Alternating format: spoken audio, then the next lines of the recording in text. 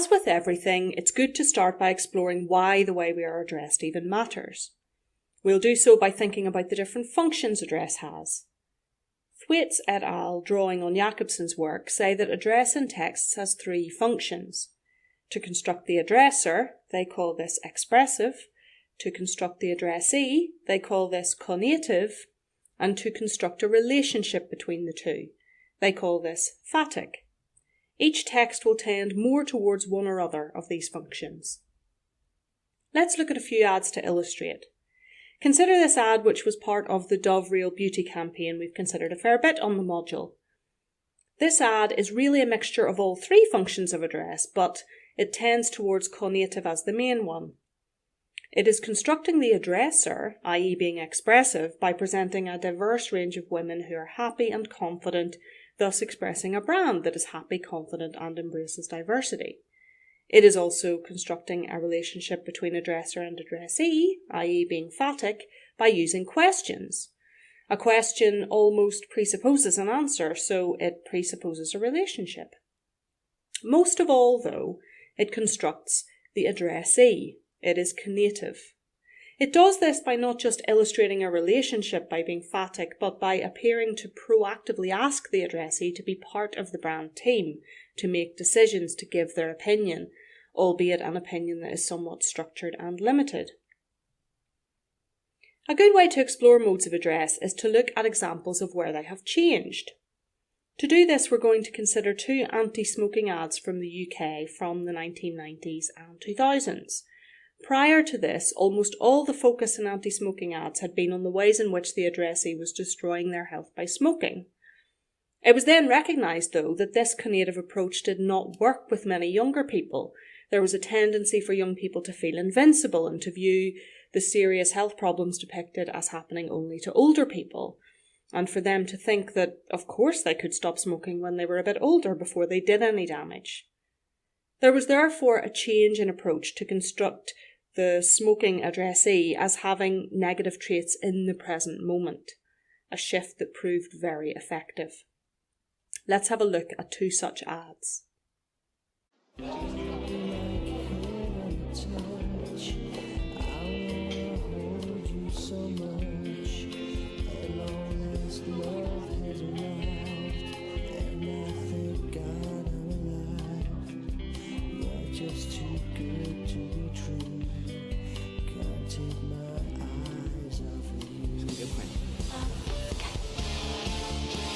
Call 0800 169 0169.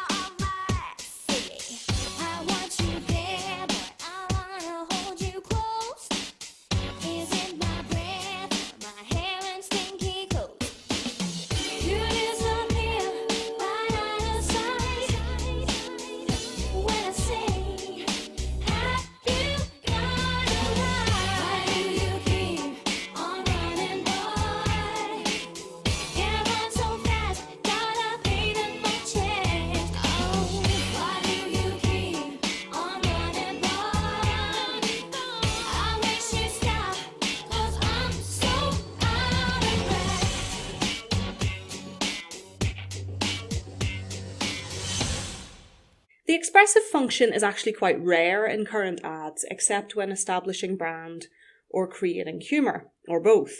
Consider again our friend Alexander Orlov as the face of Compare the Market. Current ads are all about constructing the addressee as a member of the brand gang, which is conative, and keeping that relationship active, which is phatic. Let's do a task to help you to reinforce your knowledge of modes of address so far. Here are the instructions.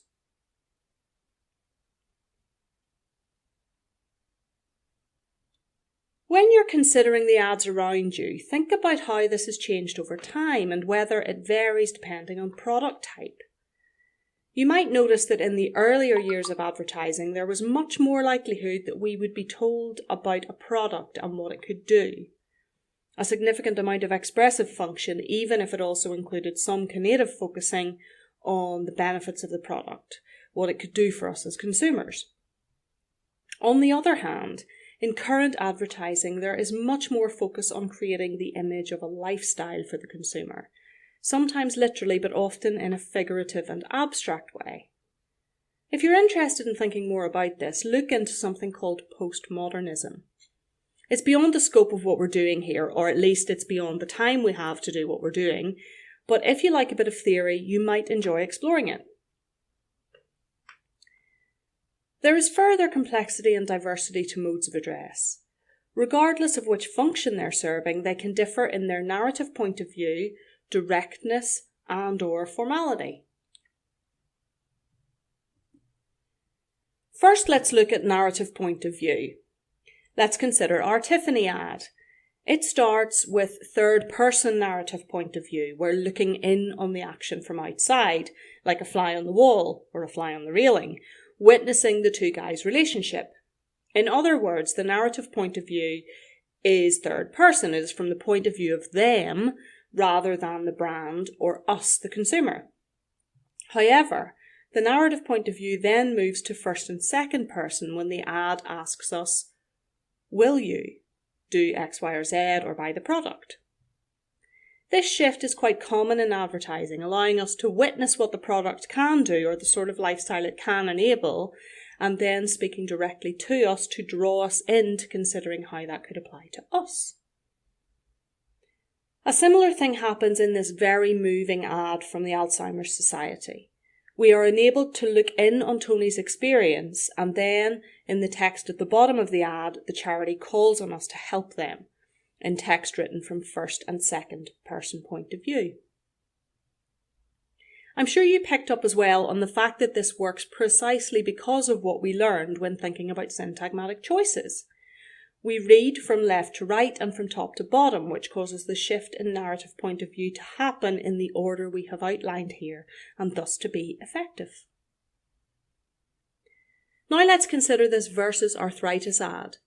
It uses first and second person narrative point of view, but with a very strategic and effective shift in who the you is. At first, we the audience are positioned as the bad guy, which shocks us into paying attention. Then we are positioned as the friend or loved one of someone living with arthritis, and then we are positioned as a potential helper of the charity as it calls on us to get involved. Now let's think about directness. When thinking about this, we can ask a couple of different things. Firstly, are you addressed directly by the ad?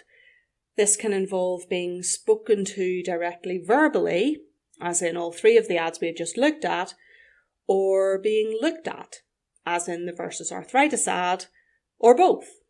It's also important to say that there are degrees of directness. Not every use of wording is at the same level of directness. For example, the imperative help us in the Alzheimer's ad is grammatically more direct than the interrogative will you in the Tiffany ad. And not every direct look from a model in an ad is at the same level of directness either. Compare the versus arthritis ad we just looked at with some of the ads that included sexual codes that we looked at in one of our codes videos. The versus arthritis one is significantly more direct, even though the models in the other ads are also looking at us. Secondly, is the voice in the ad embodied or disembodied? Or, in other words, are you addressed by both words and being looked at, and are both of these things coming from the same place? This is not always clear. In print advertising, it can often be ambiguous whether the voice speaking to you is the person or character in the picture or the producer. Let's consider a few examples. This Warranty Direct ad is direct in that it uses imperative, and the voice is disembodied in that there is no body attached to the voice. This Quite Old Garnier ad is extremely direct because the directness is multi-layered, if you like. It uses an imperative, a direct look from a character that at least ambiguously embodies the voice, and an additional layer of an impactful style by using the manga style. As we've seen with narrative point of view, levels of directness can shift too. These shifts can be used strategically to draw the reader or viewer in and thus to move them on to a point of being more likely to respond to your call to action. Consider the voiceover from the Dove Real Beauty video ad. It moves from a question, which draws the viewer in and gives them an opinion and a voice, to a statement, real beauty is universal, which presents the thing as a fact, to an imperative, celebrate all types of beauty at, etc., etc., which instructs us to get involved. Next, we're going to think about formality, sometimes also called social distance.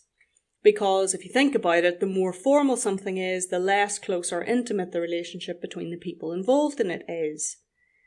Levels of formality can be communicated in several ways. I'll take you through each of them, and then we'll apply them to a few examples of ads. First of all, language. Kress and Van Leuven, who we met when discussing syntagmatic choices, differentiate between different levels of distance in language. They talk about intimate, personal, social, and public or impersonal modes of address. Just think about the ways in which you speak with different people, your partner, your friends, your family, your classmates, your workmates, and more public arenas you're part of. The same feeling can be achieved in advertising by using these different types of language. Varying formality or social distance can also be achieved via facial expression. Think again about the types of language you just thought about and consider the different types of facial expressions that tend to go with each level and how these wouldn't necessarily fit in all the other levels. Then there's apparent proximity, which can be achieved using shot size. Remember our video on cinematic codes? Using a long shot, medium shot or close-up can represent the social distance between the character and the viewer by representing physical distance. Likewise, angles of view. Social distance can be increased by creating a perceived power relationship through angles of view. Remember though that as we said in the video on cinematic codes, adverts due to their function, i.e. communicating to you your need for a product, tend to address you on a level as opposed to from above or below. If they do the latter, it will usually be for specific effect. Now let's apply the notion of formality or social distance to a few ads. This Abbey ad is relatively formal.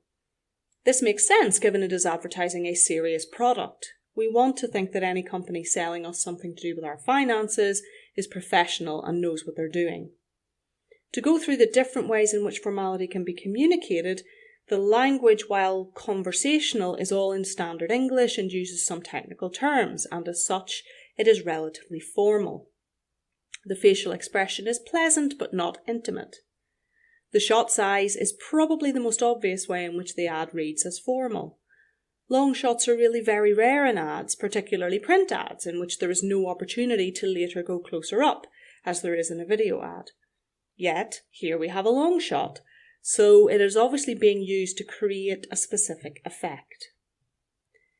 The angle of view is almost level but slightly low angle, making us look up slightly to the model in the ad. Again, this is rare in advertising, but it makes sense to do it here to develop a sense of trust in the professionalism of the company without overdoing it, which might alienate us. This Nobby's Nuts ad, on the other hand, is very informal.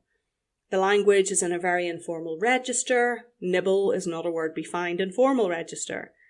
Relatedly, of course, is the relatively risque sexual reference, which would not be found, or at least would not feel appropriate, in a more formal setting or ad. The shot is a medium close-up, which makes it quite personal, and the angle of view is completely level. This informal style of advert is much more common than the more formal style of the Abbey ad.